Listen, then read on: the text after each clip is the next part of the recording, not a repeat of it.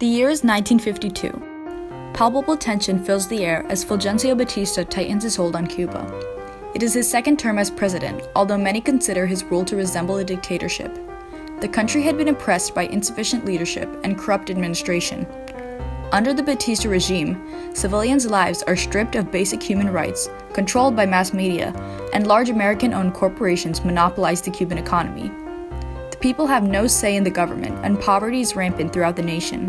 However, for the Cuban people, hope lies with the young, charismatic lawyer, Fidel Castro, and his group of rebels. Throughout the decade, they will challenge the Batista administration and stand for the liberties of the Cuban people.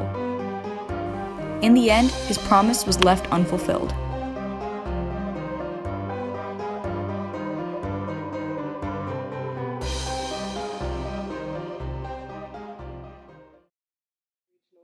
During the Batista era, nearly the entire Cuban economy was controlled by American companies, including the sugar industry, which was Cuba's main source of income.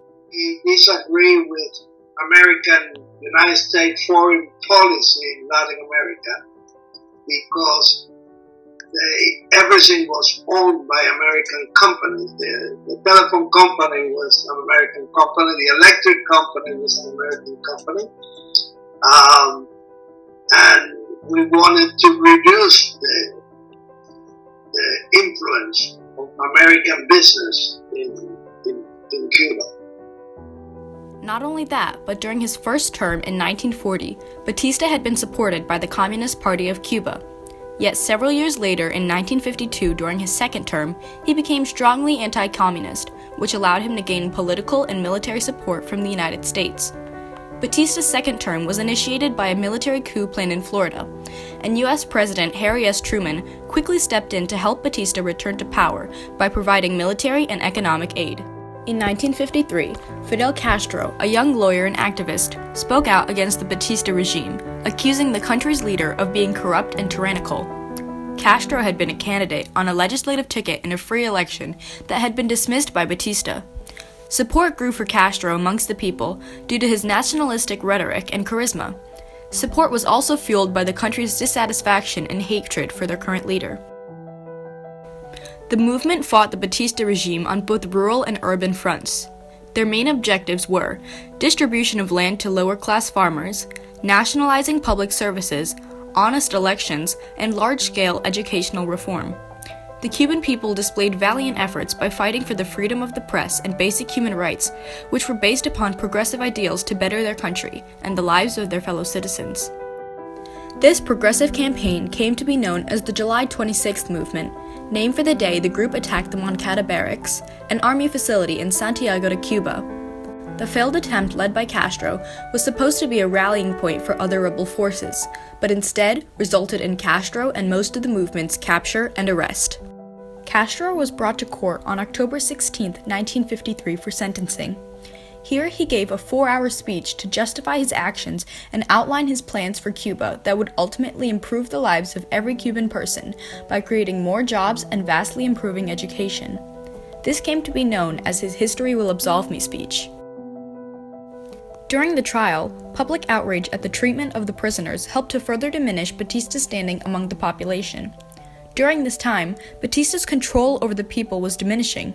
Although Castro was sentenced to 15 years in prison, Batista released him in 1955, due largely to the public sentiment being in favor of him. The maximum penalty you could get was 30 years in prison, no matter what you did.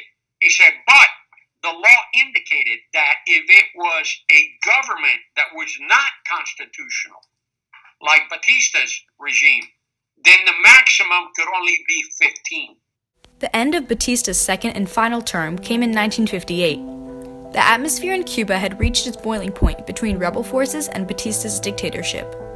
Washington, D.C. made the critical move in March 1958 to prevent sales of rifles to Batista's forces, thus changing the course of the revolution irreversibly towards the rebels. When the United States ceased the sales of weapons to the government, rebels realized they had a better chance. Without the United States, the government of Cuba ran into some troubles. The Cuban Air Force rapidly deteriorated, for it could not repair its airplanes without importing parts from the United States, and this embargo ultimately weakened Batista and his allies. Rebels had been fighting the Cuban government for many years, but they did not gain momentum until the late 50s. Since they were not as powerful as the government's forces, they had to resort to unconventional methods of fighting. Cuba witnessed the rise of the Directorio Revolucionario Estudiantil, a student Catholic group fighting fiercely against Batista.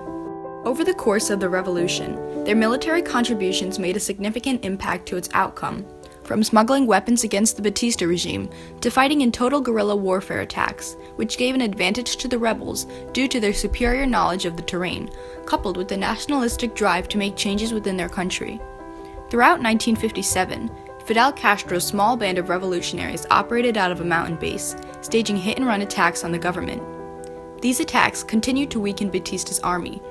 Batista's unfazed attitude began to change when Castro successfully utilized propaganda techniques and acquired international attention. Operation Verano was then created to crush the revolution, once and for all. In a series of battles, Batista's forces outnumbered the rebels 12,000 to 300, yet Castro's troops set up minefields and built defensive positions along the major routes through which they expected the army to attack. Using this strategy, Castro won a decisive victory, making the government appear weak. The rebels would then launch their own offensive attack to take the city of Santa Clara, using the combined forces of Che Guevara, a fellow revolutionary, and the Revolutionary Directorate. News of these defeats caused Batista to panic. He fled Cuba to the Dominican Republic just hours later on January 1, 1959. Castro arrived in Havana a week later, returning from the mountains, and soon took over as prime minister. He had complete support from not only the rebels, but also the majority of Cuba. His supporters believed he would lead in accordance to the values they stood for in the revolution. Soon, it became clear that Castro did not intend to live up to their ideals, and instead would replace his predecessor to become even more oppressive of a dictator. Many members of the various rebel groups openly conveyed their outrage against Castro, and declared that he had betrayed the very ideals of the revolution that he was fighting for only a few months earlier. Castro responded quickly and proceeded to shoot, jail, and exile many of the students active in the rebel forces. The rebels that had once fought alongside Cuba and had welcomed him warmly were then forced to flee to America and other countries. This action was a stunning display of his abuse of power and foresaw what was to come for the people of Cuba under Castro's rule. Their daily life is a struggle. It's a struggle of knowing what they're going to be eating that day. It's a struggle about, if they're sick, how they're going to, get medicine. The Cuban Revolution was a major turning point in American-Cuban affairs. The nation's relationship with America, once respected and admired, had now steadily deteriorated within a few years. President Eisenhower declared an economic embargo on Cuba in October of 1960, and within a year, all remaining diplomatic relations were broken. This would last until 2016, when President Barack Obama peacefully reinstated ties with Cuba. The Bay of Pigs invasion in 1961 was an attempt to overthrow Castro, and the failure of the United States and its allies helped to strengthen the position of Castro's leadership. It also strengthened the communist affairs between Cuba and the Soviet Union. This eventually led to the events of the Cuban Missile Crisis of 1962, the closest the world came to engaging in nuclear war. Batista and his unfair government fueled the Cuban people's demand for a new nation, one free of terror and corruption. People all over the country fought back in their own ways, sometimes without violence, but in most cases with the rebels. They stood up against an unjust dictatorship and were able to overthrow it. Unfortunately, Castro did not end up to be their ideal leader. This may have deterred the rebellion's cause, but it did not stop the people. The revolution in itself was a victory for Cubans, for it showed how anyone could stand up in the face of tyranny. Fidel Castro promised the people a nation with ideals they fought for, but they did not receive everything that they hoped. Although the Cubans may not have gotten a reformed nation directly from Castro, the people eventually achieved it themselves.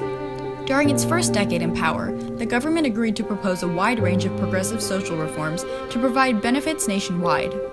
Laws were introduced to provide equality for Black Cubans and greater rights for women, and there were strong attempts to improve communications, medical facilities, health, housing, and education.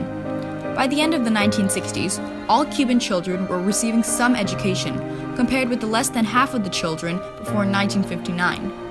Unemployment and corruption were reduced, and great improvements were made in hygiene and sanitation.